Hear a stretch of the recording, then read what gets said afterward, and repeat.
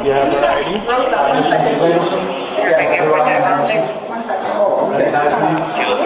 Yeah. You're under arrest for Your cell phone? No, I don't want to give it to you. Why do I have to? Because my attorney said not to. Why do I have to give it to you? This is evidence. Evidence. Do me a favor? She's under arrest. I have to go with. I have to go. I have to go. You don't have no choice. Let me help you out. No, I have to stay. Please don't do this. Don't stay. You need to grab the bags. Take the bags. Yeah, and you need to wait outside. Okay. My husband's almost 80 years old. He can't Yeah, come I with can't. me. Please, can I go? No, you can't join me there. Oh, don't do this, please. Please. Oh, Someone's got God. to help him get home. This is terrible. You can't do this. This is insane. Go ahead, grab your Talk to that for me. Is that okay with you? Please. You don't have to have the handcuffs on. She's not going anywhere. Please. Please. You have anything in your pocket? No, no. Do you have anything of value in you? No, Plus you have a necklace on. You Wanna go? can take My- the Yeah, necklace. I'll take it. Yeah, take it off. Yeah. And the earrings. And the earrings.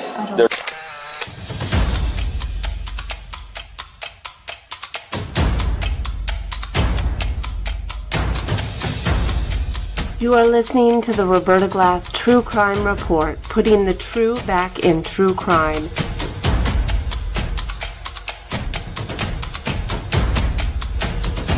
From New York City, Roberta Glass is now on the record.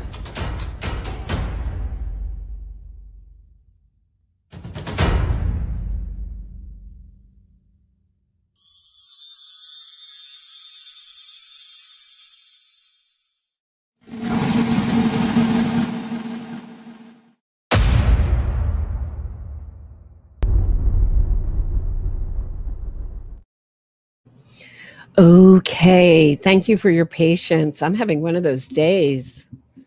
Ay, ay, ay. I can't talk about Karen Reed anymore. Especially, it seems like, everyone on this side of the fence is thinking miracles are going to happen. Big things are going to happen. I'm just not buying it. I'm not buying it. If Turtle Boy gets another, best case scenario, Turtle Boy gets another charge, what's that going to do? Really? Karen Reed's lawyers need to be brought down. Anyway, so talking about, I'm going to just take a little day here to talk about Wendi Adelson and the time that, this is what I've been thinking about. Thanks to everyone who came to my premiere, going over Donna and Charlie's jailhouse call after he got convicted. Boy, do they blame Wendi a lot. It just sounds like Wendi didn't stick with the plan. She wasn't supposed to drive by the crime scene, but she couldn't help herself. And she drove by the crime scene. Why did she write that stupid self-published book? If she hadn't driven by the crime scene and written that stupid self-published book, I wouldn't be in here. And I'm sure Donna's saying the same thing. But I wanted to turn our attention back to a time when Wendi, it's all about you, isn't it? The time that Wendi Adelson got a brutal cross-examination, the facade nearly broke. Her plastic facade nearly broke. And we're going to look at it today. Let me add this to the stage. Ready to continue with the test or This was done by, hold on one second. This was done by Chris DeCoste, who was Katie Magbanua's lawyer. One half of the team. And I'm just going to move forward here through this. Is this the whole thing? Am I having another? All right. Hold on one second, guys. I might have to riff for a second. I think I pulled in the wrong thing. Hold on one sec. I'm really, like I said, I'm having a day. Please be patient with me. I really am. I don't know. some days are better than others. Let me just, oh, okay, I see what they did. All right.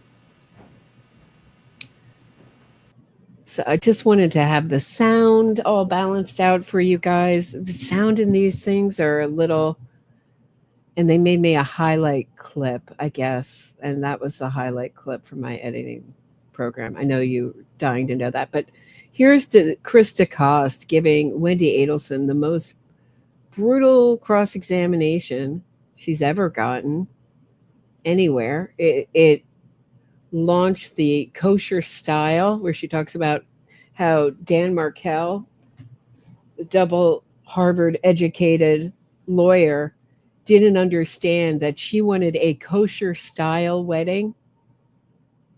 I don't even know what that means. It's akin to saying vegetarian food with some meat thrown in. There is no kosher style unless you're going to have Nathan's hot dogs or deli food or something that harkens back. That really doesn't help kosher people, just the way that vegetarian food is not improved by having meat in it. Vegetarians have no use for a vegetable dish with a little chicken or a little beef in it. So this is where this came from. But Chris DeCoste, Katie Magbanua's lawyer, is really hard on her. So let's take a look at it. As hard as Georgia Kappelman has been to Wendi Adelson, she's always had to be somewhat polite because it is her witness. She can't badger her own witness. But Jeff DeCoste, this was cross, and he could do a lot more things than be a lot more brutal than Georgia Kappelman ever was. And will she ever face a cross-examination like this? Will she ever have to answer questions like this ever again? Let me know what you think. Yes, Your Honor. Thank you. Ms. Adelson, this is all about you, isn't it? Excuse me?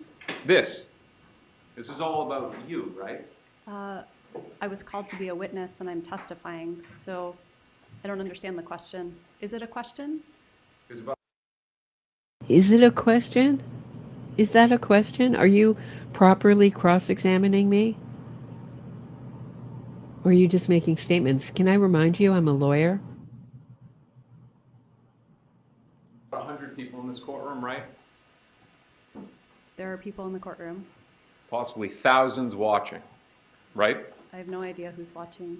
And it's all because of your failed marriage, right? Was he being sarcastic? I couldn't figure that out when I was watching this before and just balancing out the sound. Do you think he was joking when he said thousands are watching? I mean, that's how small this case was at this time. It wasn't a huge true crime case like it is. I keep seeing more and more people covering this case because it's a fascinating case. It's really like the closest thing we have in true crime to a movie. In recent true crime cases, at least. I mean, who would think? Who would pick the Adelson family for being a crime family and deciding that this is what I can't get over, the best solution with all their money and all their resources and everyone they knew, the best solution was to go through Katie Magbanua's baby daddy and murder Dan Markel. That was the best solution possible. I just can't get over that. I would love to know the moment that was decided and what was going on. I disagree with that. You disagree that your ex-husband is dead because of your... I mean, now I think Charlie's trial, I was one of the few people I watched, I think, closing arguments live with Charlie's trial because the way I got into this case is I interviewed Ruth Markel, and I didn't know the case. Just her publisher asked me to have her on, and anytime there's a victim's family member wants to come on. I'll always do it. So that's how I got introduced to this case. I didn't know this case. So when the closing arguments came, I had interviewed Ruth. So I was just watching it live. I think 5 people were watching it. But this really caught fire, at least for me, after Charlie's trial. So I think this is more a local case at that time. Thousands are watching. Now probably, how many do you think are going to watch Donna's trial? At least 40, 50,000 people maybe? Family. Yes, I disagree. These jurors are here for weeks doing their civic duty because of your marriage, right? No. Katie's going through this ordeal because of that marriage, right? No. Dan Markel's parents are going through absolute misery because of your failed marriage. Isn't that right? No, that's incorrect. Well, let's talk about the marriage. You and Professor Markel, you met when you were in law school. You told that to Miss Kaplan. Well, I wouldn't say they're going through misery because of her failed marriage. I'd say they're going through misery because of the Adelson family murder. And it was a whirlwind romance, right? Right? It was not a whirlwind romance, no.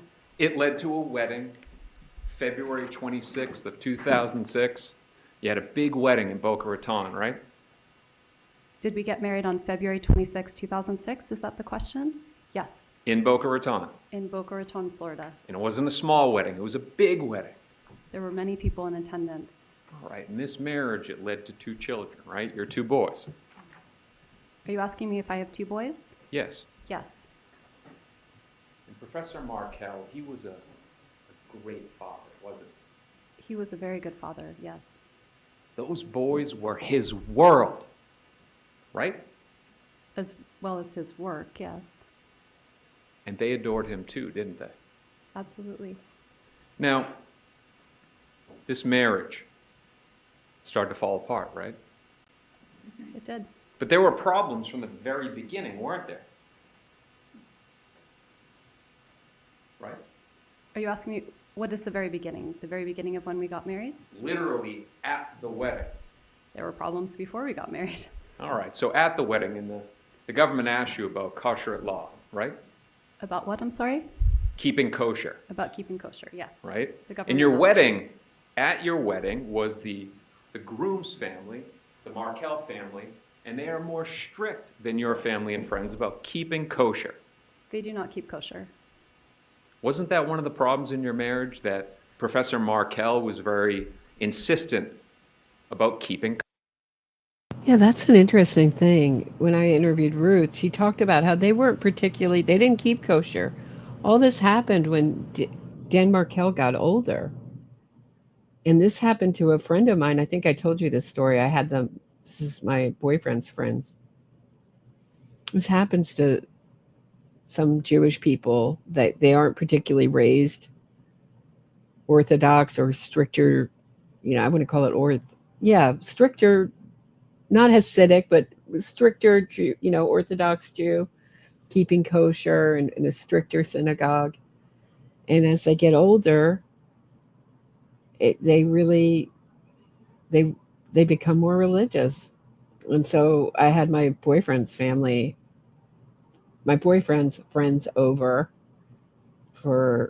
he had them over for a Super Bowl party. And I got a lesson in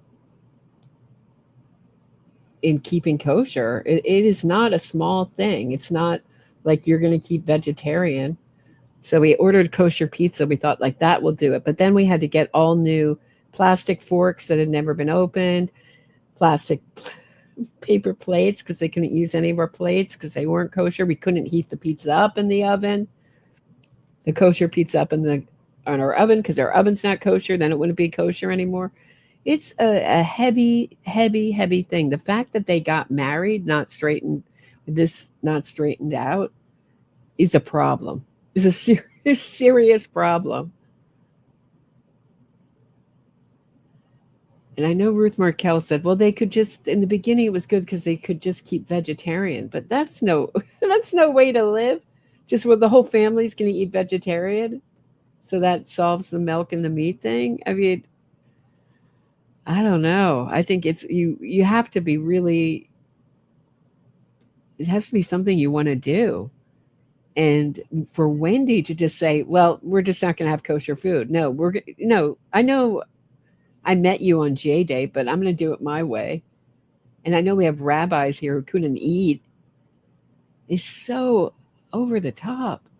Kosher. About his kosher rules, but those are different than his family's. So you're saying that it wasn't a problem at the wedding, that there were people from the groom's side of the family that were there that strictly keep kosher, that they were told that it was going to be kosher food, but it actually wasn't? So there was a misunderstanding about whether the food was going to be kosher style or more in adherence with kosher law. There was a miscommunication about that. So you had people that strictly... This is just the craziest lie. It makes me laugh out loud every time. So he thought that maybe we were going to have, say, non-kosher, what would it be, like potato pancakes or some kind of, or something that harkened back to Jew food, like matzo ball soup, but it wasn't going to be kosher. It was just going to be kosher style. Like that would do. It wasn't going to really be kosher. It's, to give Wendy, to be fair to Wendy, it is expensive. It is a thing to do. It's not an easy thing to do. But I mean, I just thought we were going to have maybe some Jew food there at the wedding, and it didn't have to be kosher. It could be, I don't know, brisket, some brisket, and everybody would be okay with it because it would look like it was kosher. It's so the Adelsons. It's just such an Adelson lie. He thought that it would look like it was kosher on the surface, but it wasn't going to be kosher. It's really, that whole phrase was invented for a kind of deli food. Nathan's hot dogs, pastrami on rye. Oh God, it's gonna make me hungry. But Katz's Deli kind of food. Really, Nathan's hot dogs, according to the internet, invented that phrase, but it's often used for people who want to have food that they grew up with in Jewish households, but they're not keeping kosher. Like that would be acceptable at a wedding. They had shrimp. I'm sure they had shrimp and all sorts of things you can't have. We keep kosher eating non-kosher food, which is a big deal. That actually is not what happened. Danny was upset that it was kosher style and not strictly adhering to kosher law. So he was disappointed. So there's problems right from the beginning. Yeah. Brilliant recovery. See, he thought that Dan Markell came from a particularly religious family, and no, not really. I think it makes him more interested. I love some pastrami on rye myself. I'm starting to salivate. I'm really hungry. I haven't eaten all day. But yeah, so here he is, like, it's just so the Adelsons. It's just going to look like maybe we're doing something. But I'd love to see the menu for this wedding. How much do you want to bet? There's also, especially since wasn't this done in Miami? All kinds of seafood, et cetera, et cetera. Or was this in Tallahassee? Let me know. But wouldn't there be all kinds of seafood and things like that you can't have, like crustaceans, shrimp, lobster? How much do you want to bet those kind of things were on the menu? And she's saying it's kosher style. It's just a lie. She just flies by the seat of her pants, thinks up whatever she can at the time to make herself look better. That was a problem at our wedding. She needs to go up against someone who really does their full research and researches the whole menu, everything that they're going to ask her about, and just have her wilt under it. So you mean when you say kosher style, Ms. Adelson, do you mean that I'm looking at the menu for your wedding? Is this what you mean by shrimp canopies? Is that kosher style? Yeah. Fast forward now to September 10th, 2012. Professor Markell, he's away on a business trip, right?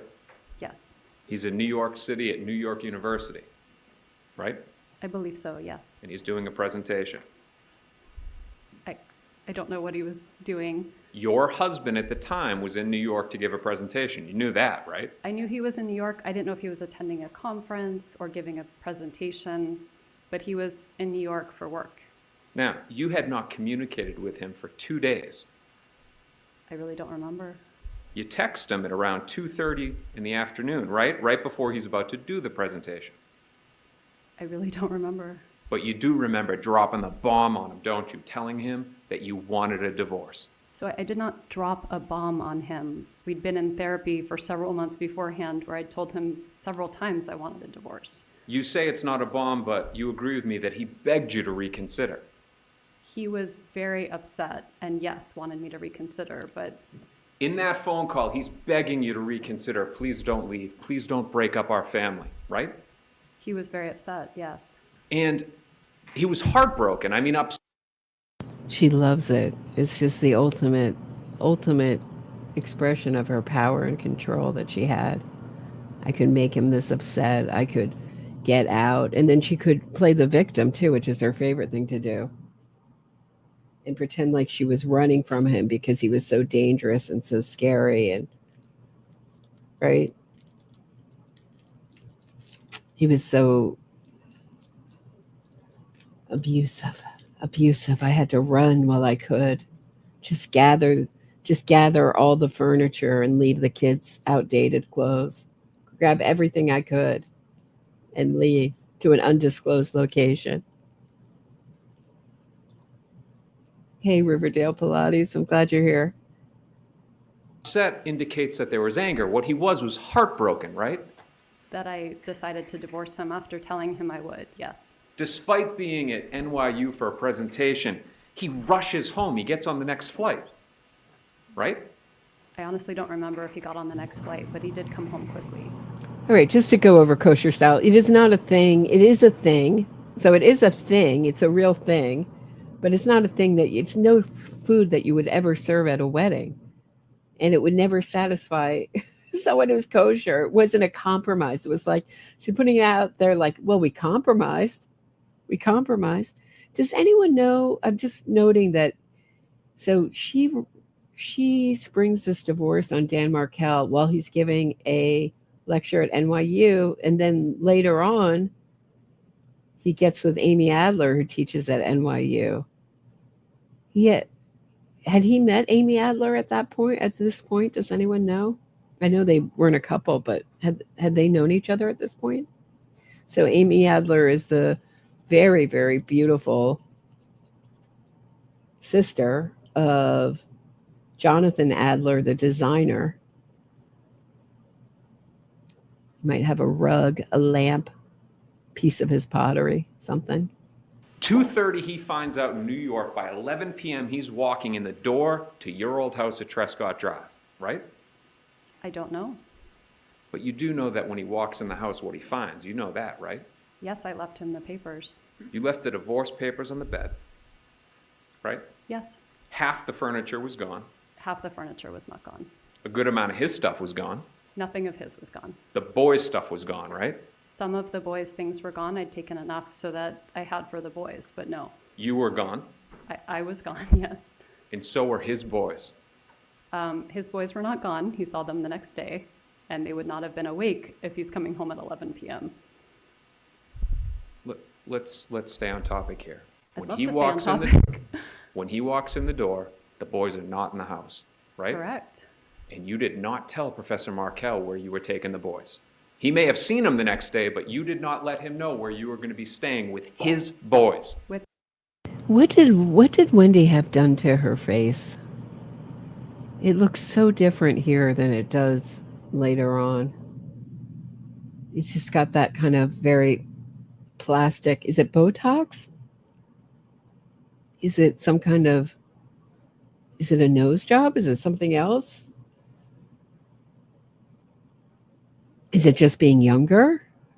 But she has this kind of, she's that kind of very done look now when she testifies. Our boys? Yes. So you agree with me that they're also his? Of course they're his. And he should be entitled to know where his wife is taking his children. Absolutely. That's not all you took, is it? Excuse me? You two had a joint checking account at Schwab, right? We did. And you went into that account before you dropped the bomb, and you took out half of that account, right? Correct. Roughly $350,000. Half, yes, of our joint account. $350,000. I don't remember the amount, but No shame in that. I'd love some Groupon fillers. I'll take any help I can get. I would love some Botox, some fillers. No shame. I'm just wondering, how she gets that very hard look in her face. How, that very kind of waxy kind of fruit skin, and I don't know. It just looks done. I don't know how else to explain it. I'm not saying it looks bad. She's very beautiful. She's a very pretty woman. I'm not attacking her for her looks. I'm just wondering why she looks so different. I would take Botox if I, if I could do it. You know that it was in the hundreds of thousands. I really don't remember the amount, sir. Is it that insignificant of a sum to you that you don't I'm not remember? saying it's an insignificant sum. I'm saying I can't attest to the amount that was there. I'm going to tone it down now. You were unhappy in the marriage, right? That's why I got divorced, yes. And it happens.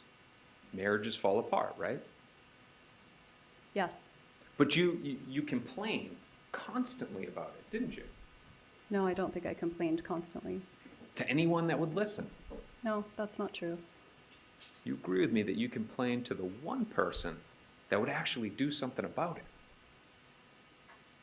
I don't understand what you're asking. Your big brother, Charles Adelson, you complained to him about how bad Professor Markel was and how much you hated him and didn't want to be in a marriage with him. I definitely talked to my brother about how unhappy I was in my marriage. If that's the question, then yes. Let's Is talk that the about question? Yes, that is a question. You talked to your brother, Charles Adelson, about how bad your marriage was. I did, yes.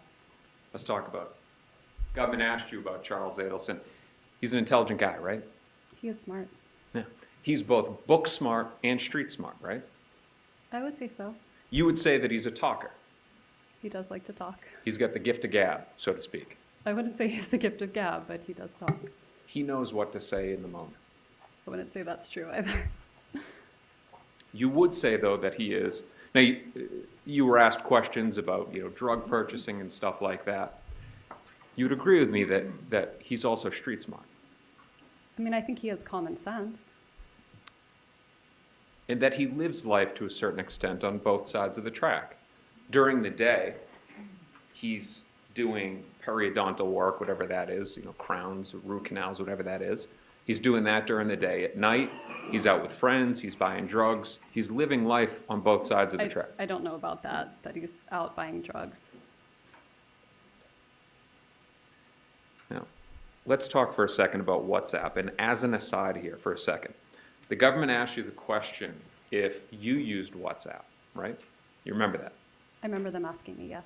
On the Gosh, all these killers do the same thing. Use encrypted apps. Don't they? Don't they all do the same stuff? day that Professor Markel was killed, you went in for the interview, right? I talked to the police. And you also gave them your phone for them to inspect. Absolutely.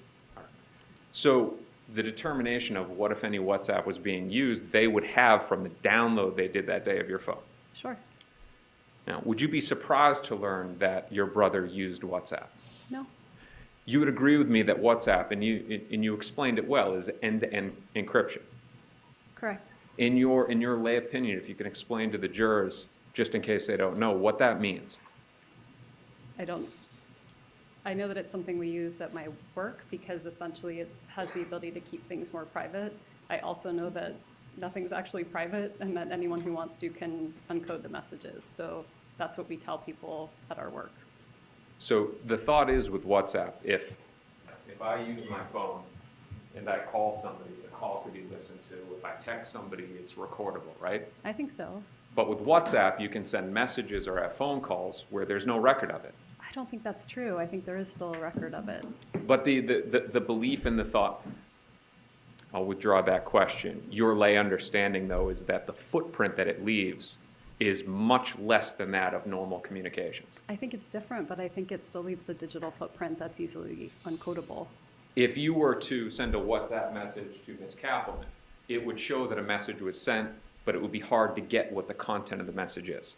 I don't think that's true. All right. Let's talk about your brother's jokes now. You don't deny that he joked about hiring a hitman.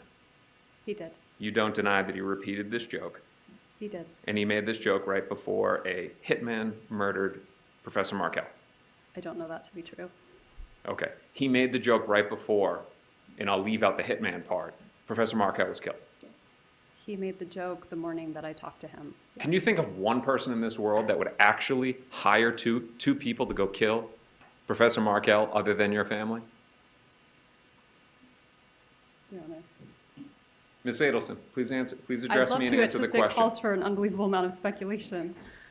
I mean, I'm responsible for coming up with. That's the prosecutor's duty, no, to figure out who's responsible. You just said a moment ago that you disagree that hitmen killed Professor Markel. That's what you said, right? So my question to you is, if you're able to say, well, it wasn't hitmen, then who? Tell this jury. Who on this planet would have wanted to kill Professor Markel? She doesn't know.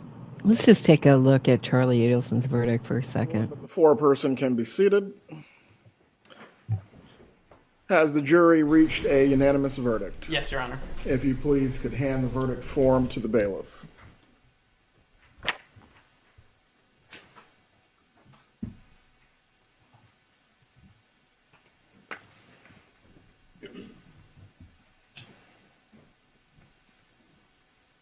The verdict form is in its proper order. Madam Clerk, please publish the verdict. In the Circuit Court of the Second Judicial Circuit in and for Leon County, Florida, the State of Florida versus Charles Adelson, case number 2016 CF 3036B, verdict. Count 1. We, the jury, find as follows as to count 1 of the indictment, first-degree murder. The defendant is guilty of first-degree murder. Count 2. We, the jury, find as follows as to count 2 of the indictment, conspiracy to commit first-degree murder. The defendant is guilty of conspiracy to commit first-degree murder. Count 3. We, the jury, find as follows as to count 3 of the indictment, solicitation to commit first-degree murder. The defendant is guilty of solicitation to commit first-degree murder. So say we all this 6th day of November, 2023. It was so good. It was so good, wasn't it? All right,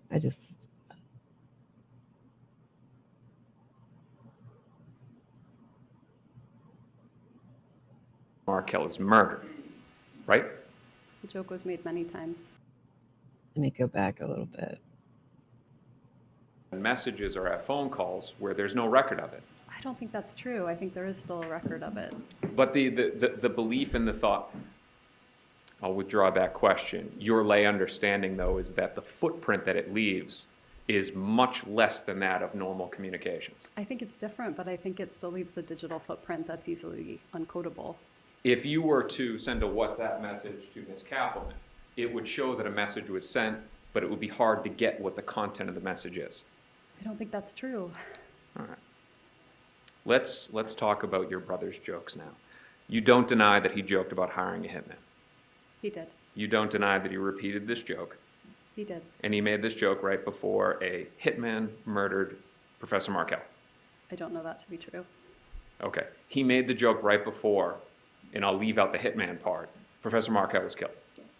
He made the joke the morning that I talked to him. Can you think of one person in this world that would actually hire two people to go kill Professor Markel other than your family?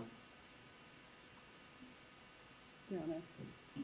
Ms. Adelson, please answer. Please address me and answer the I'd love to. It question. calls for an unbelievable amount of speculation.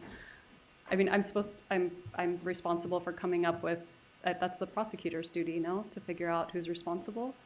You just said a moment ago that you disagree that hitmen killed Professor Markel. That's what you said, right? So my question to you is, if you're able to say, well, it wasn't hitmen, Then who? Tell this jury. Who on this planet would have wanted to kill Professor Markel? I have no idea. All right. Let's get into that a little bit. But I want to make sure that's clear. This joke is made right before Professor Markel is murdered, right? The joke was made many times. It was made right before Professor Markel was murdered. Yes or no? Yes.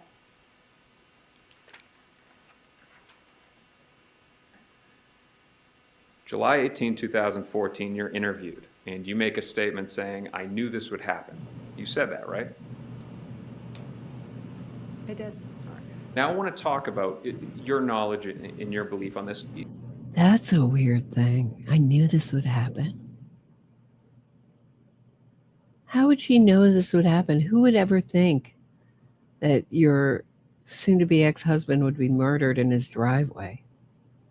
You're a smart person, right? How am I supposed to answer that? Well, let's go through your resume. You went to Brandeis University, right? I did. You graduated magna cum laude. I did. If you could explain to the jury what that means. It means I studied a lot and got good grades. All right. It means, and to speak, I'm from the Northeast. My Boston accent may give it away. It means you're wicked smart, right? That's very You had a nice. high Thank GPA, you. a very high GPA. I work hard. You also went and you got a master's degree from the University of Cambridge. I did. You were a Gates Scholar. I was. You then go to the University of Miami School of Law, which is a top-tier law school, Tier 1, right? Okay. Right? We're talking about your level of intelligence. You went to the University of Miami Law School, right? I did, yes. You also clerked at the... Do you think she practices that doe-eyed look, the head to the side and her eyes as wide as she can go, and the slow blinking with her mouth kind of parted like a doll? Do you think she practices that in the mirror before this? It's so weird. 11th Circuit Court of It is slightly hypnotic. Appeals, right? I did. Now, to get a clerkship out of law school, it's a very difficult thing to do, right? It's challenging. You have to have top grades. You have to go through a rigorous selection process, right? Yes. You then become a professor at the Florida State University College of Law, right? Yes. You're also a published author, right? Now you're just embarrassing me. Why are you embarrassed that you're a published author? I don't like talking about myself. Is it because the book that you... She doesn't like talking about herself. The first person ever born who doesn't like talking about themselves. My dad used to call that everyone's favorite subject, themselves. It's so true. Wendi is the first person who doesn't... She sure does talk about herself a lot. For someone who doesn't like to talk about herself, she wrote a book about herself, made herself into a fictional character. She doesn't like talking about herself so much. wrote discredited Tallahassee and spoke ill of it? The book did not discredit Tallahassee. It wasn't about Tallahassee. Let's stay on topic and ask the question again with everything that we just went through. You're a smart woman, right? I am a smart woman. There's information about this case everywhere. You'd agree with me on that, right? I'd been advised by my lawyer not to read it. All right. Now, we're not talking about reading stuff. There's podcasts, Also not to listen. TV shows, Also not to watch. articles. Don't read. And so you... Oh, I'm so disappointed Wendi doesn't watch my live streams. There are Wendi defenders, though. I get them. And Adelson defenders. I get them in my comment sections. They're like unicorns. They come along maybe one every 3 or 4 episodes, live streams that I do. I'll get a message about what a horrible person I am. And then there are also people in true crime who go out of their way to say that Wendi had no knowledge of this. And it was the whole family except for Wendi.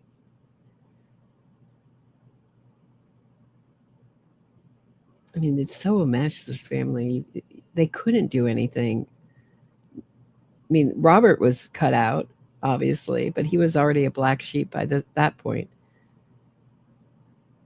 But this family was so enmeshed with each other, they couldn't do anything alone. I think Harvey was kept out of the planning because he's a hothead. A lot of the super details, but I think he knew what was happening, clearly. Knew about it. I'd love to know what's going to happen in Donna's trial with this Drina Burkhart. I hope I won't be disappointed. I hope it's not a big nothing burger. But it sounds like Donna was, this is what it just sounds like from the discovery and the exhibits. Donna was meeting people in our art class and offering commissary or money or something else, or money in their commissary account. I'm not exactly sure, something Harvey could do for them on the outside for favorable testimony. So this Drina Burkhart, do I still have a picture of her? Been moving things around so much. Let me see. Hold on one second. Let me just pull her in. Pretty sure I have a picture of her. She was in art class and then she became a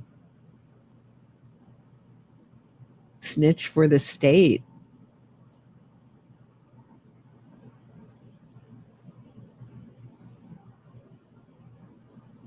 All right. Hold on one second. Really? I can't believe. Maybe I erased it. All right. I'll pull it in. I'll pull it in a minute. Give me a minute, guys.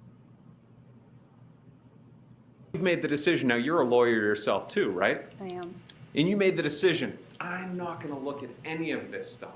Correct. I don't want to know what happened to the father of my 2 children. Not I don't want to know what happened. How can you say you love those boys if you don't care who killed the father that they loved? Of course I care who killed the father that they loved. Then why won't you look at the stuff? I've been advised not to. Are you afraid that when you look at it, you're going to realize that your brother did this? I am not afraid of that. Now, of course, you've, and we won't get into privileged communications, but you've spoken to your lawyer about the case. How are we not getting into privileged communications? Yes, I've spoken to my lawyer about the case. You're very intelligent.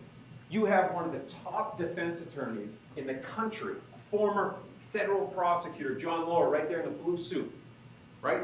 He is my attorney.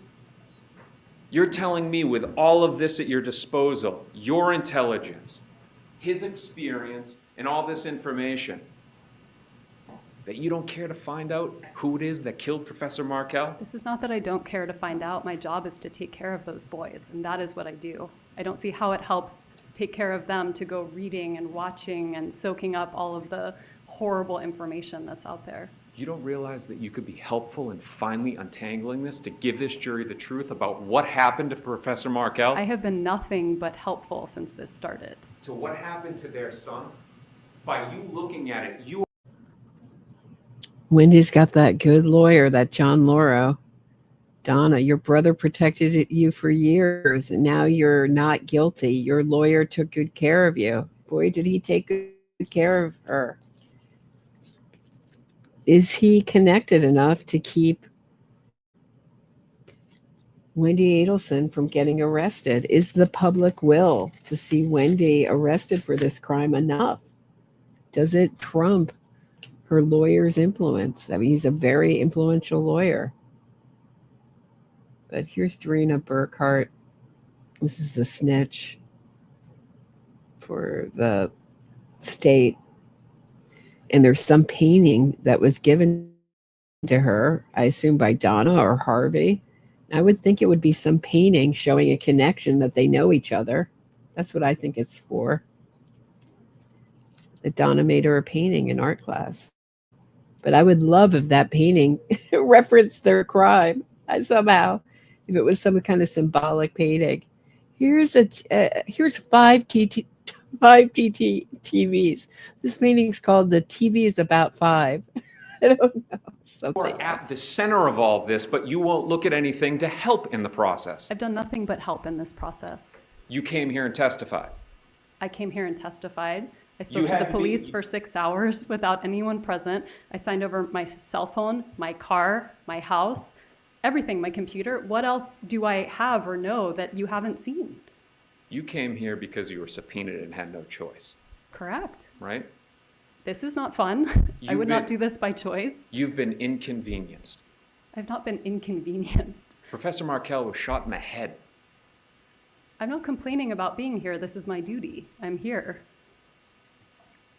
We'll get back to you complaining about being here. Do you honestly expect this jury to believe that you haven't confronted your brother about all of this? Yes, I do. Yes, you did confront him? Yes, I do expect them to believe that I did not confront my brother because I didn't. Or maybe you don't need to because you know the truth in this case. You already know it. That he went behind your back, right? Did not happen. Just like he has done with past boyfriends.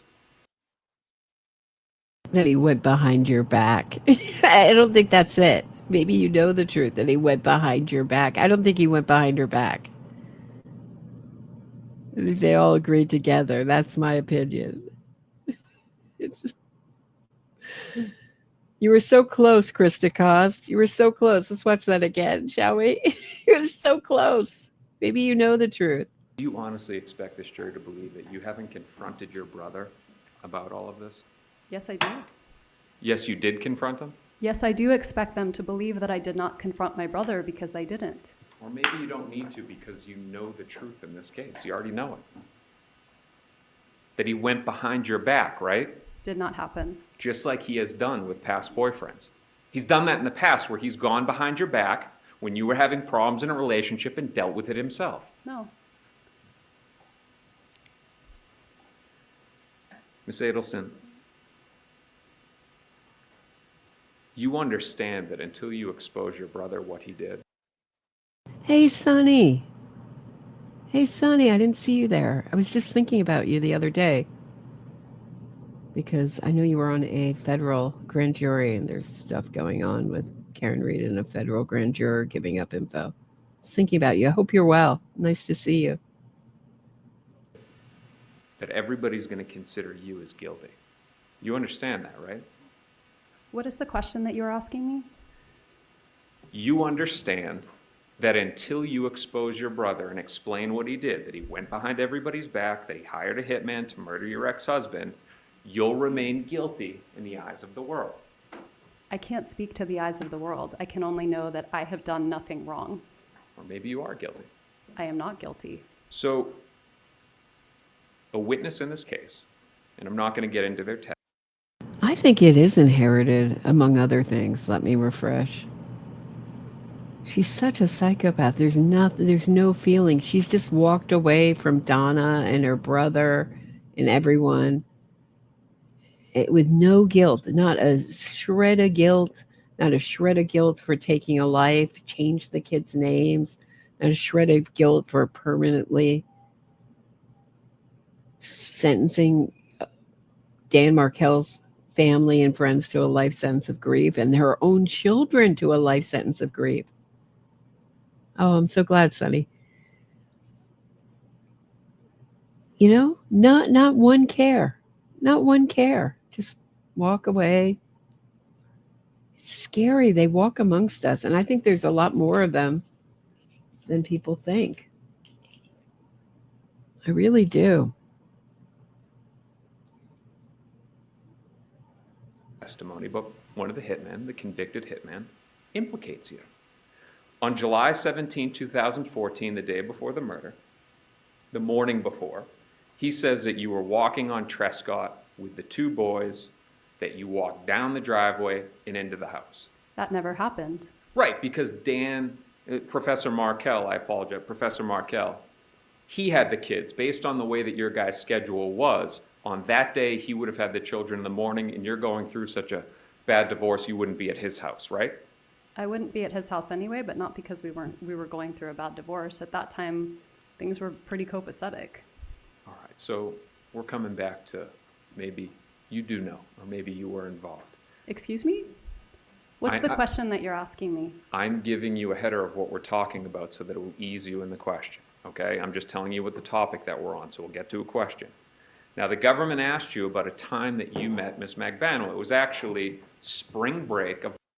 She's really saying is, I'm a lawyer and I know that you have to ask me a question. Why isn't anyone objecting?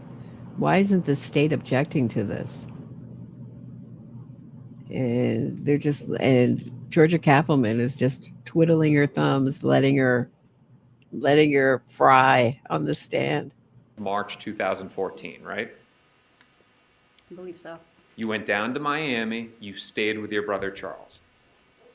I went down to Fort Lauderdale after being in Immokalee and We- stayed with my brother. You then went to Miami Beach to Yardbird and had dinner outside with your boyfriend at the time, or who you were dating, Jeffrey Lacoste. Katherine Magbanua was there, and your brother Charles Adelson, and you all ate outside, right? We did. And that's on Miami Beach, not in Fort Lauderdale. Correct. Now, just for context, Jeffrey Lacoste, he was also an FSU professor, not at the law school, but an FSU professor. Nice guy, right? I don't think so now. Now, you deny, I'm assuming. So I was listening to those jailhouse calls, editing just check it out. There's a new video up of Donna and Charlie that I edited together. But Donna says about Jeffrey Lacoste that he was fidgety and a terrible witness. Boy, are they in an echo chamber. He's always a great witness. And I think that they thought that he would lay down and let himself be the scapegoat for this crime. It's a terrible scapegoat, but had his car driven by the crime scene, he would have been the scapegoat. It would have been him who was checking to see if it was done. Maybe that's why she was so blazoned and thought that she could drive by the crime scene and nobody would think much of it. That he had already driven by before her, and she was just, remember her first lie? It was her way of coming to terms with her marriage. It was such a stupid lie. Anyway, and I thought they thought that he would be a scared little bunny and he wouldn't say anything of what he knew to the police. They didn't, she seriously underestimated Jeffrey Lacoste's strength. That he would be so scared of maybe being killed himself, or he would already be a suspect, and because he's maybe fidgety and a nervous guy, people would take his nervousness for guilt. She loved the idea of sending him up to dry.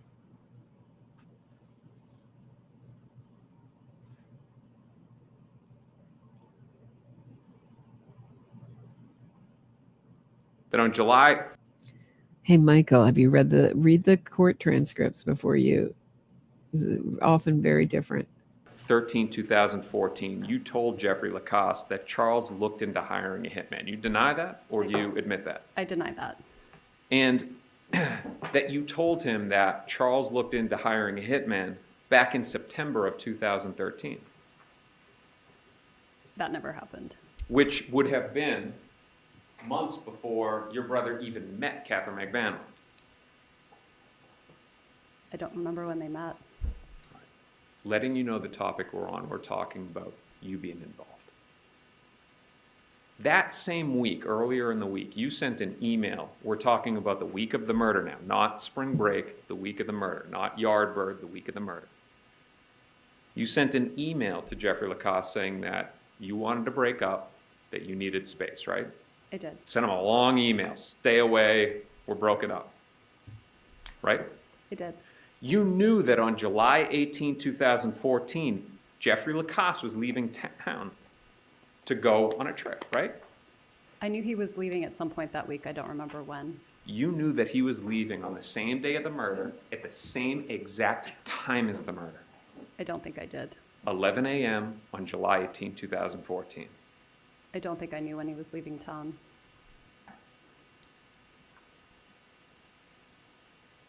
It's a good way to put the blame on. It's just my word against Jeffrey Lacoste. And who are you did Jeffrey Lacoste graduate top of his class, summa cum laude or magnum cum laude at Brandeis? Who are you going to believe? You're going to have to believe me, right? Actually, we believe Jeffrey Lacoste. we don't believe you, Wendi. You're not believable. But I went to all the right schools. Yeah, you did, but we still don't believe you. I think you were asking exactly when he was leaving and what he was doing so that your hit could go off perfectly. To somebody else. You'd agree on that, right? If it happened, it would have been a good way to put the blame on somebody else. I have no idea when he was going to leave town. Your interview, July 18, 2014, you said, my brother, he joked about hiring a hitman. Perhaps that was you just planting a seed to divert the attention of law enforcement away from you. It was not. Let's jump off topic right now. Yeah, I don't think it was either. My theory is that this is going to come back to my family, right? So I'm going to just put this up as a possible idea, just so you know that I'm not ignoring the obvious. It would look a little weird if I hid this. Let me just get it out in the open. This is what an honest person would do. Bring up their brother. That's why I think the idea was. I don't think she cared I don't think she cares all that much that her brother's convicted.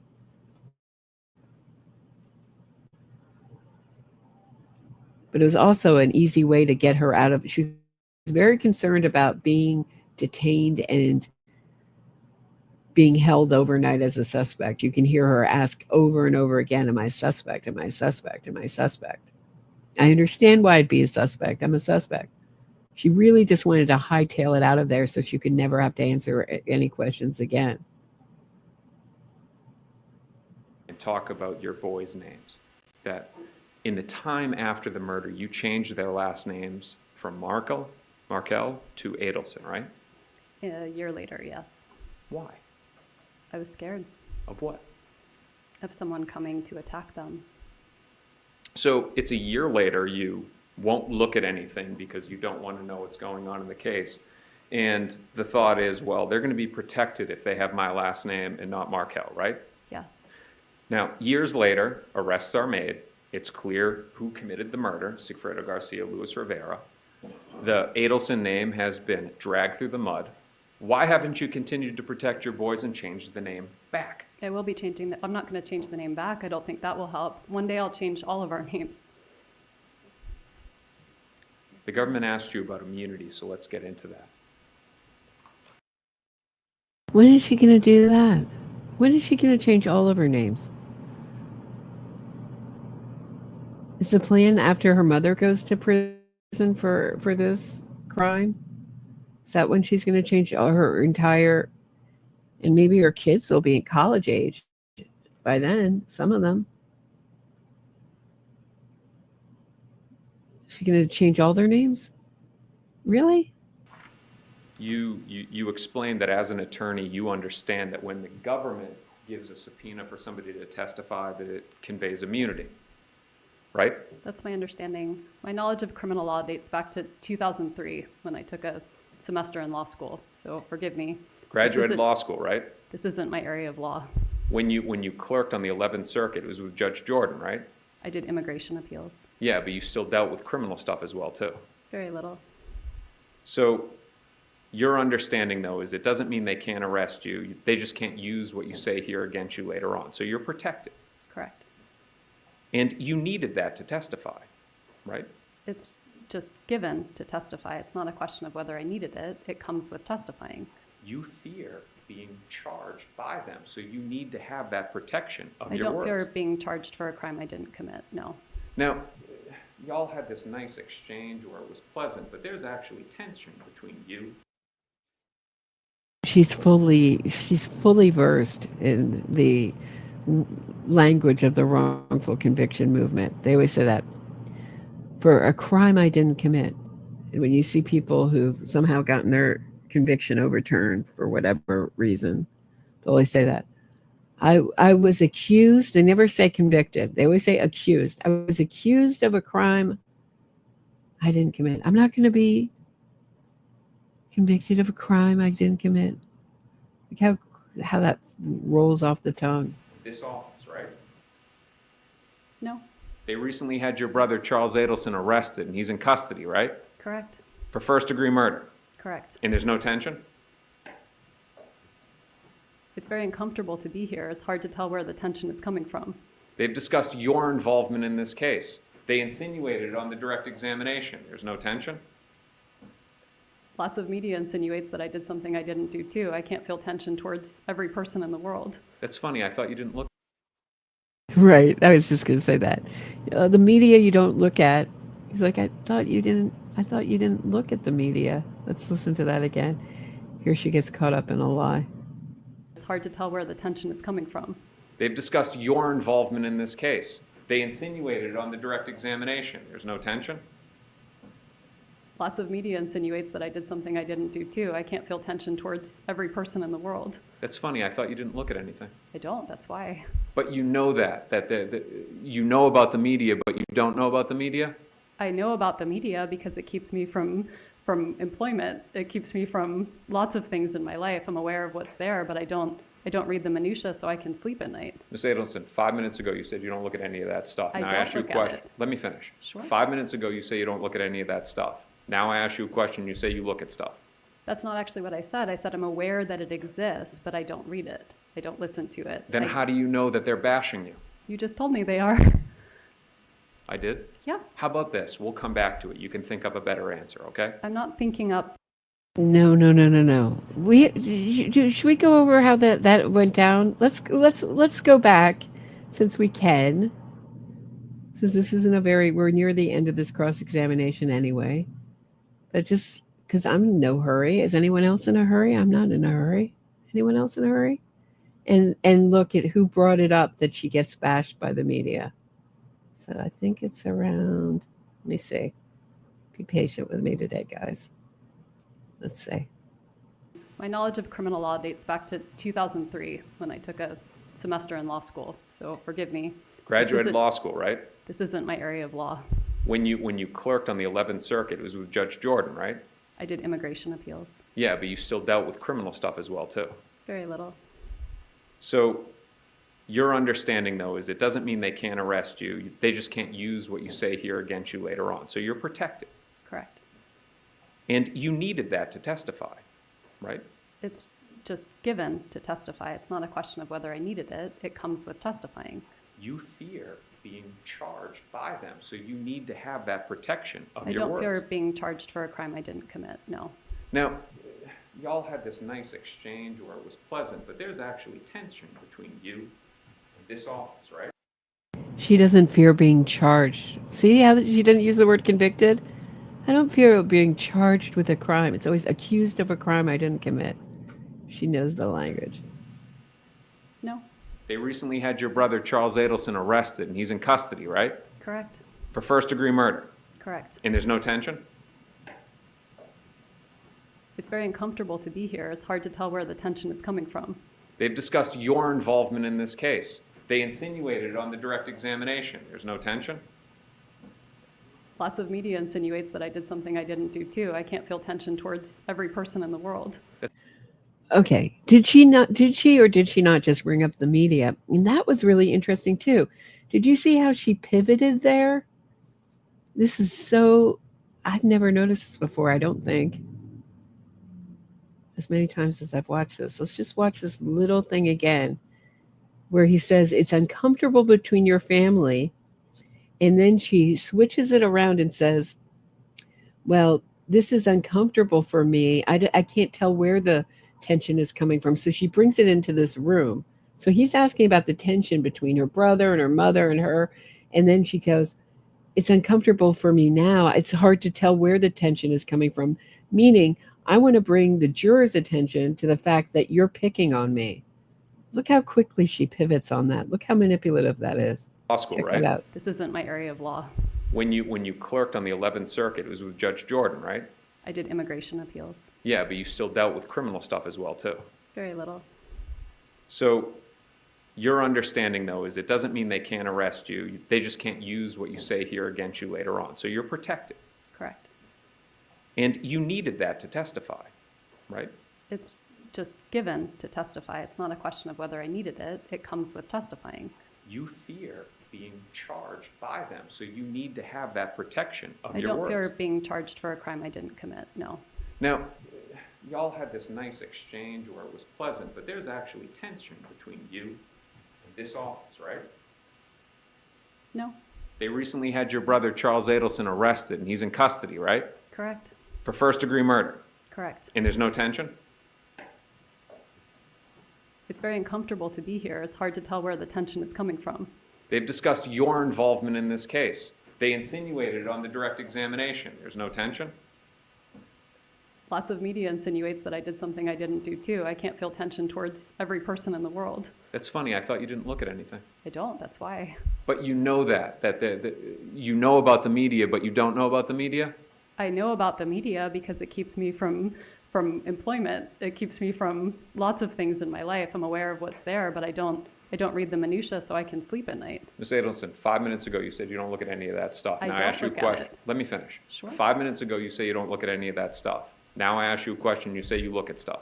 That's not actually what I said. I said I'm aware that it exists, but I don't read it. I don't listen to it. Then how do you know that they're bashing you? You just told me they are. I did? Yeah. How about this? We'll come back to it. You can think up a better answer, okay? I'm not thinking up. He did not tell her they were bashing her. Nowhere in this did he say they're bashing you in the media. But you see, it's so wild. An answer, I'm telling you the truth. I'm sorry if you don't want to listen to it. Your basic understanding of criminal law, though, you know that if the defense gives you a subpoena, you get no immunity. Correct. Correction, improper question. I'm not going beyond that question. All right, that's the only question you can ask on that. If I give you a subpoena, you don't get immunity, right? Correct. Now, let's talk about your parents. The government asked you about your mother and father, Donna and Harvey, right? The government could do the same and subpoena them so that this jury can watch them get questioned, not nicely how Ms. Kaplan questioned you, but to be cross-examined by me. Objection, improper question. I'm going to sustain that. Ask a different question. Are your parents here in Tallahassee right now? No. Are they back in Miami? Yes. Do they have any plans of coming here this week or next? I don't think so.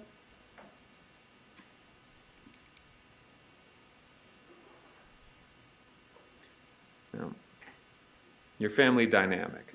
It is your mother and father, Harvey and Donna.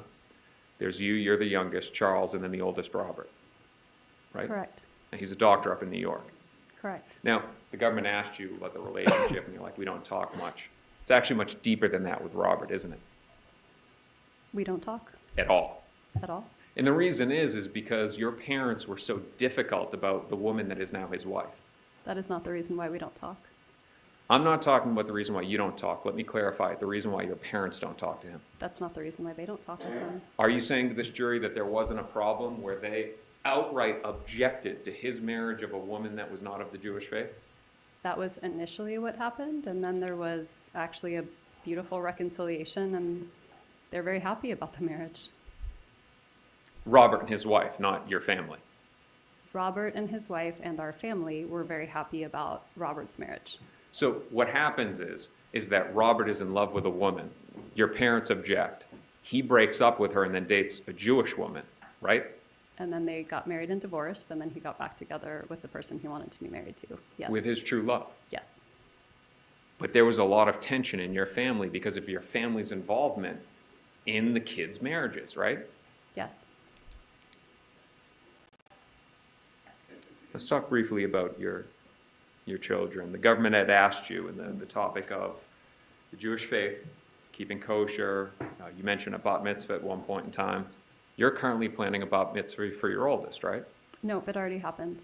Okay, now that is a very, Christopher, I'm obviously not Jewish, but my understanding is that it is a very, very important thing in the Jewish faith. It's a very important milestone. And for those that are very conservative in the Jewish faith, those that keep kosher, so to speak, it's even bigger. I don't know that it's more important to one segment of Judaism over another, but it's an important coming of age ceremony. It's where a boy becomes a man. Did you invite Dan Markel's parents, the kid's grandparents? I did. Did you see that Kevin Green settled? So he paid out his wife. So after he got his conviction overturned, Michael, that he paid out his wife for wrongful conviction. That seems like an odd thing to do if you had nothing to do with it. I'm going to dig in, Michael. You got me. Yeah, I'm always looking for a good case. I'm always hoping it's a good case. and that they're not lying.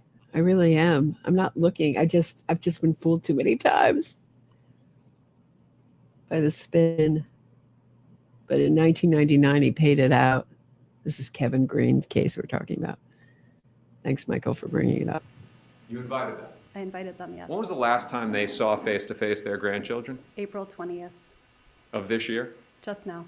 And you agree with me that it had been years since 2016 since the last time they had seen them? The visit stopped when they threatened to put my children in foster care, yes. But up until that point, they did have visits.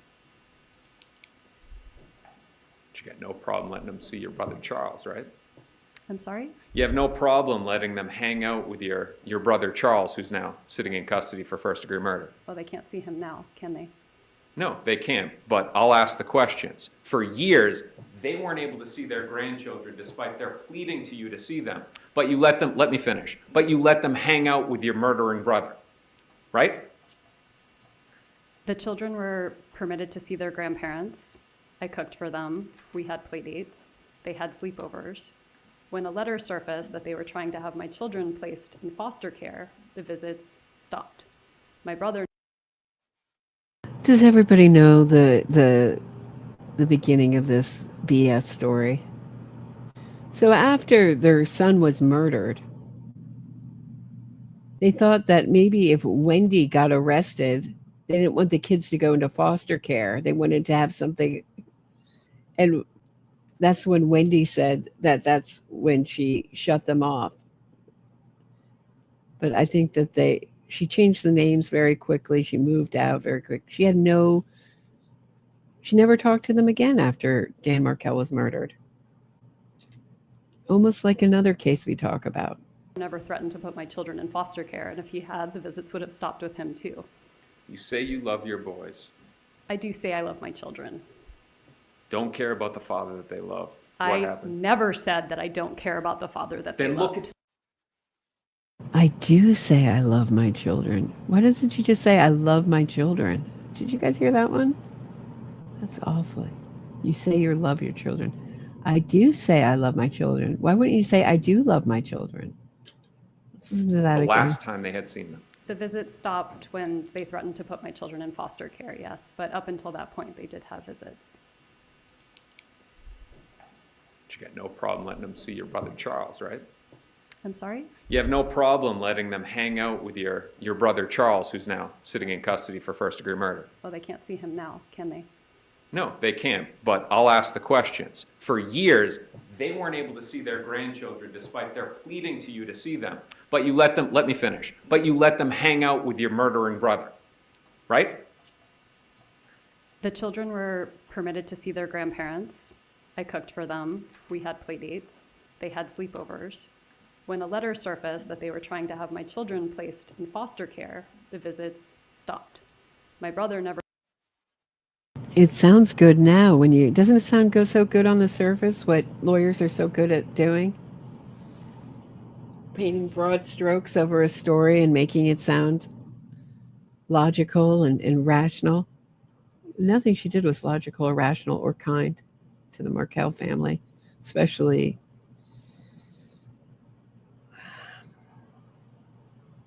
her family. I mean, she's an unindicted co-conspirator in this case. She's innocent and proven guilty legally. I feel the evidence shows that she was clearly involved because I live on planet Earth and I don't live on planet Mars. And even Donna, check out today's new video. It's up in my video section with Donna and Charlie admit that it is a 1 in a zillion coincidence that Wendi drove by the crime scene and did a 3-point turn right after the murder was done, after her ex-husband or soon-to-be ex-husband is lying dead in the driveway.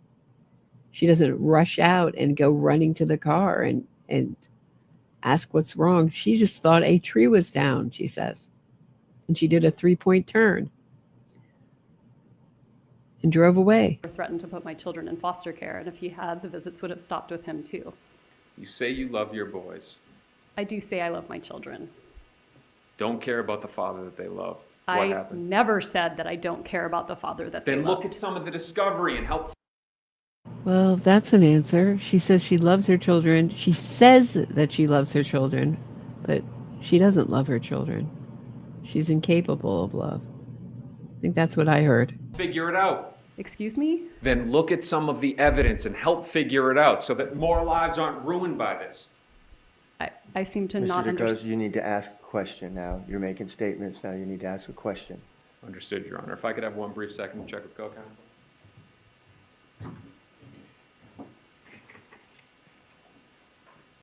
It's odd that he got away with it, though. He was making statements all through this. This is a very unconventional cross. And only at the end does he get in any trouble.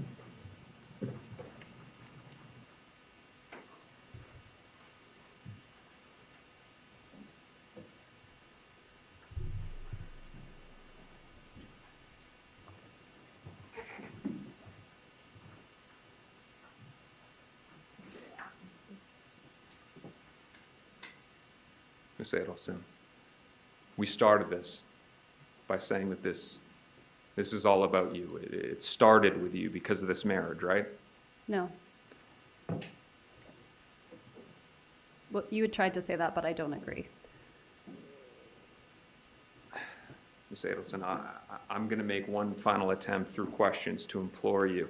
You understand that you can't protect your brother Charles, who's going through this case, and protect yourself at the same time. You understand that, right? I'm here to share the truth with you. I don't know how to answer the question. Then please end the madness and share the truth. Will you please share the truth with this jury? I've been sharing the truth since I walked in here. I've done nothing but share the truth. You know what happened here, despite your claims to the jury that you haven't looked at anything, you haven't discussed with anybody, and you haven't confronted your brother. You know what happened here, right? I do not know what happened here, and if I did, I would have shared it with the police 8 years ago. You know that your brother went behind your back, don't you? I do not. Like he always does. This is something that he has always done, isn't it? It is not. You found out after that your brother had done this and gone behind your back. That's why you were thrown up at that dinner, right? No, it's not. You know that it didn't involve Katie either, right? I don't know anything about... If you're not going to say all of that and finally give the truth, why don't you just admit to this jury that you're guilty? Because I'm not guilty. One brief moment, Your Honor.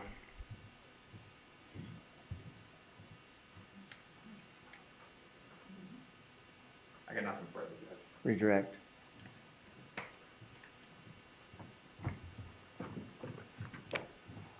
So, listen, you were asked about the reason why you stopped contact for a period of time between your ex-husband's parents and your children. Yes. And you referenced a letter that you characterized as the grandparents threatening to put the children into foster care. Is that an email that was sent from the Markells to my office? Yes. Okay. And that was in reference to, in the event that you and the people that care for these children, who at the time were very young, were arrested, that the grandparents wanted to make sure, because they live in Canada, right? They do. They wanted to make sure that a specific organization could be contacted to care for the children so that someone was there to care for them until a relative could get there. I don't Right? remember the bit about a relative getting there. Okay, well, they weren't just going to leave them in foster care, right? I don't know. Okay. But the specific nature of the email, you will agree, was in the event that there's some kind of mass arrest, because they don't know who's getting ready to go to jail next, right? I mean, they're not privy to the investigation any more than you are, right? Law enforcement investigations, they're secret. Sure. Okay. And their concern, would you agree the concern ultimately in the email was for the care of the children? The concern was to make sure the children were under good care, but as their mother, I know they're always under good care with me. Right, but and there's no the need for foster care. email contemplated you not being available to care for them. That's not possible. Because it's not possible for you to get arrested. Correct, because I've done nothing wrong and I believe in our justice system. Okay, well, just wanted to clarify the nature of that. In this case, you were asked about, why aren't your parents coming to testify? You, as you mentioned, gave a police interview in this case, right? Correct. And consented to the search of your phone, etc. You gave testimony in this case, right? Yes. All right. And your parents did not, correct? They did not give testimony. They have not testified. They They've have not been not given a asked to police... come testify, but they would if they were asked. Okay. And have they given any police interviews? They would have, but the police never contacted them. The police did contact them, didn't they? And they refused. No. Are they represented by counsel? They are represented by counsel. And they'll come testify if we want them to. If they are under state subpoena, just like I was, they would come testify. All right. And do you know what they would testify to? They would testify to whatever they know. And do you know what they know? I have no idea what they know. Okay. They've never told you? No. You've never asked them? No. Because you never had any conversations with them about this murder? I've been advised by my counsel not to. All right. So nobody, including your brother Charlie, has admitted or denied to you any involvement in the murder one way or the other? Correct. Same with your parents? Correct. All right. One moment, please, Your Honor. Okay. Wait, she said her brother is never affirmed or denied? Did I hear that correct? Can I just hear that again? So her brother's never said it's not me who did it? Or it is me? They just don't talk about it? She's never asked him? And they'll come testify if we want them to. If they are under state subpoena, just like I was, they would come testify. All right. Yeah, right. Weren't they kicking and screaming? Didn't they say that they would take the fifth if they had to testify in Charlie's case? That's why they didn't do it? And do you know what they would testify to? They would testify to whatever they know. And do you know what they know? They testified that they didn't know anything, and that I was very truthful. I don't know. I don't know anything. I don't know anything. That was what Donna would testify to, right? I have no idea what they know. Okay. They've never told you? No. You've never asked them? No. Because you never had any conversations with them about this murder? I've been advised by my counsel not to. All right. So nobody, including your brother Charlie, has admitted or denied to you any involvement in the murder one way or the other? Correct. Same with your parents? Correct. That's normal, right? Is Georgia putting that out there so that people in the jury will scratch their head and say that's not normal? If you're wondering if it's your brother at the police station, the first thing you do is go to your brother and say, did you do this? But you don't ask because you just don't want to know. This is all the behavior that Robert Adelson found so odd. Gosh, I really hope he testifies at Donna's trial. I think I could be wrong. It could be a big nothing burger. But just from the little interview that we heard of him in Over My Dead Body podcast, it sounds like it's going to be explosive. It sounds like he was asking people, I really want to know who murdered Danny, and no one in the family was interested. Everyone was like, don't know. Wasn't interested in finding out because, of course, they knew who did it. One moment, please, Your Honor.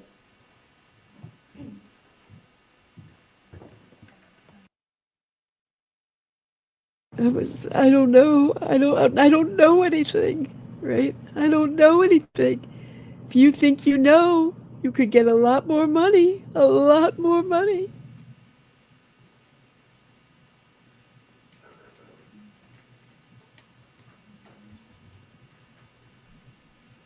Nothing further, Your Honor. Thank you. You want her subject to recall? No, right. sir. She's free to go about her business. All right, you're free to. She's free to go for now. Maybe one day she will be arrested. I don't know. I don't know. That's what I have for today, guys. Just a quickie. Will Wendi Adelson ever answer questions like that again? Probably not until maybe her trial. Maybe she'll get arrested after Donna. Maybe. It really has to do with, I think, the amount of weight on the DA's office in Tallahassee. Keep the pressure on.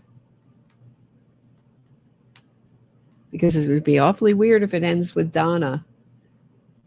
I don't know. Maybe that's her punishment. I don't know. I don't think it's much of a punishment, but sometimes that's the way the world goes. I don't think Harvey's ever going to get arrested for this, but his punishment is him completely falling apart and not being able to live without his minder, Donna, the administrator of his life, and his son's in prison. He's a wreck. And Donna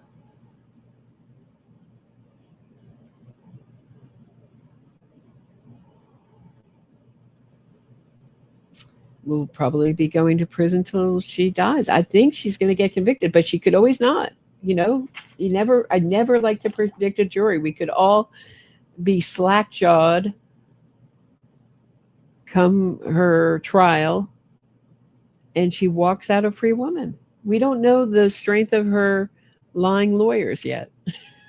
We don't know the strength of them. Maybe she has another plan up her sleeve. Maybe she's going to buy alibis or testimony or something else. Who knows? And she'll fool a jury. We don't know. But I would think that she would get convicted just because this is such a circumstantial case. But like I said, juries are getting more and more defendant friendly. They have been raised on tons and tons of innocence fraud propaganda for years and years and years and decades and decades and decades, that these very improbable things could happen. Anyway, have a great night, everyone. Thanks, Jill Jane, for supporting the channel. Appreciate the super sticker.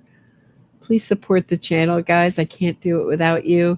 Links are in the description of this episode. You can send me a Venmo, buy me a coffee, or become a Patreon member and get access to content you won't get anywhere else. I'll be back tomorrow, hopefully on time at 6 o'clock, and I'll see you then. Have a great night, everyone. Thanks for listening and thanks for watching with me.